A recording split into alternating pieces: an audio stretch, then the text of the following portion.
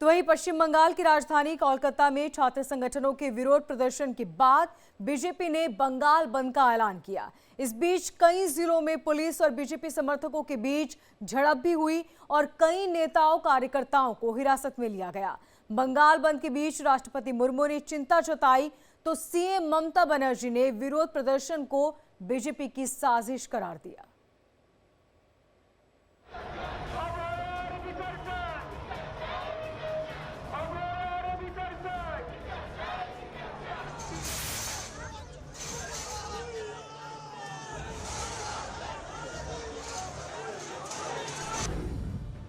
कोलकाता के आरजीकर अस्पताल में ट्रेनी डॉक्टर के साथ रेप और मर्डर मामले को लेकर सियासत तेज है। बीजेपी ने इस प्रदर्शन को नबन्ना अभियान नाम दिया। बीजेपी के निशाने पर सूबे की ममता बनर्जी सरकार। इस पूरे मामले में बीजेपी सीएम ममता को घेरने में जुटी है। इसी के चलते बीजेपी ने बंगाल बंद का ऐलान किया। दरअसल बीजेपी का आरोप है कि ममता सरकार दोषियों को बचा रही है।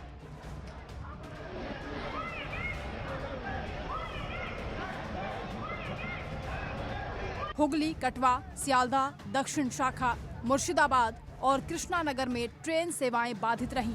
कोलकाता की लाइफलाइन कही जाने वाली लोकल ट्रेनों को रोक दिया गया। सुबह सुबह बीजेपी समर्थकों ने बंद के दौरान हुगली स्टेशन पर रेल जाम कर दिया और पटरियों पर लेट गए। बीजेपी कार्यकर्ताओं ने बुंदेल हावड़ा लोकल ट्रेनों को बाधित किया। बैरकपुर में भी बीजेपी के कार्यकर्ताओं ने ट्रेनों को रोक दिया। टीएमसी कार्यकर्ताओं ने बीजेपी सांसद डॉक्टर जयंत कुमार रॉय की कार का घेराव कर पथराव किया। ये तस्वीरें पश्चिम बंगाल की हैं, जहां बस चालक हेलमेट पहनकर बस चलाने को मजबूर है। कोलकाता में ट्रेनी डॉक्टर से रेप मर्डर केस के 20 दिन बाद राष्ट्रपति द्रौपदी मुर्मू का पहला बयान आया। राष्ट्रपति ने कहा कि बेटियों के खिलाफ ऐसे अपराध मंजूर नहीं है। ऐसा पहली बार हुआ है जब राष्ट्रपति ने इस घटना पर टिप्पणी की है। उन्होंने देश में महिलाओं के खिलाफ अपराध को लेकर कहा कि कोई भी सभ्य समाज बेटियों और बहनों के साथ इस तरह के अत्याचार को बर्दाश्त नहीं कर सकता। उधर बीजेपी नेता शाजिया इल्मी ने पश्चिम बंगाल की घटना को लेकर मुख्यमंत्री ममता बनर्जी पर जमकर निशाना साधा और कहा कि दीदी धमकी इसलिए दे रही हैं क्योंकि वो खुद डरी हुई हैं। आपको सुनाते हैं शाजिया इल्मी ने क्या कुछ कहा। देखिए, और कुछ नहीं है, ये दीदी की दादागिरी है, ये उनकी तानाशाही है, ये उनकी फैशिस्ट सरकार जो है फांसीवादी, वो उनकी यही सोच है। और जिस तरह से वो डराने और धमकाने की कोशिश कर रही हैं, साफ जाहिर है कि खुद कितनी डरी हुई हैं। दरअसल इस तरह के शिकंजे में खुद गिरफ्त हैं, जिसमें जो पूरी पुलिस की व्यवस्था है उसका पूरा अपराधीकरण हो गया है। दीदी बाकायदा संरक्षण दे रही हैं। बीजेपी के बंगाल बंद के बीच ममता बनर्जी ने बड़ा दांव खेलते हुए बीजेपी पर जमकर निशाना साधा।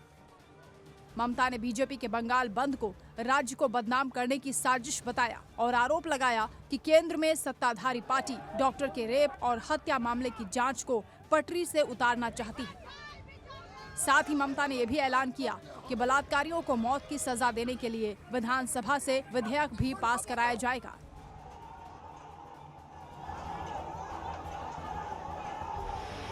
ममता बनर्जी ने बीजेपी पर आरोप लगाते हुए धमकी भी दे दी।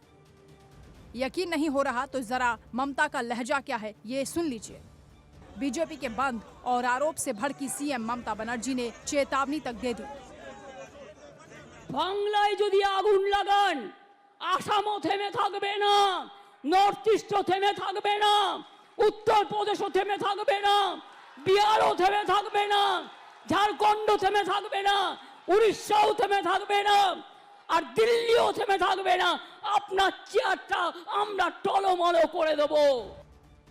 कोलकाता में टीएमसी छात्र संघ की रैली में सीएम ममता बनर्जी ने कहा कि अगर राज्य सरकार के पास शक्ति होती तो हम डॉक्टर की हत्या के आरोपियों को 7 दिनों के भीतर मौत की सजा दिलाते। ममता ने कहा कि हम मृत डॉक्टर के आरोपियों को मौत की सजा दिलाने के लिए आंदोलन शुरू करेंगे। ममता ने कहा कि मैं प्रदर्शनकारी जूनियर डॉक्टरों से आग्रह करती हूं कि वो अब अपने काम पर लौट आएं। हम उनके खिलाफ कोई कार्रवाई नहीं करेंगे।